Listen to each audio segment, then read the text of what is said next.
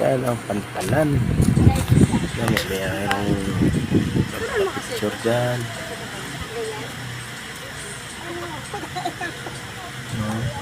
Kung nandyan ka talaga sa pantalan, marami kang makikita dyan, marami kang matanaw. Parang nasa Lukay, sa Lunita. Sa gitna pa lang yan, wala ka sa gilid yan. Iwan mo kung may hito dyan. Wala. Merong hito yan, kung maliliit pa yan. Isda siguro. Hito. Walang isda. Ang daming magalan.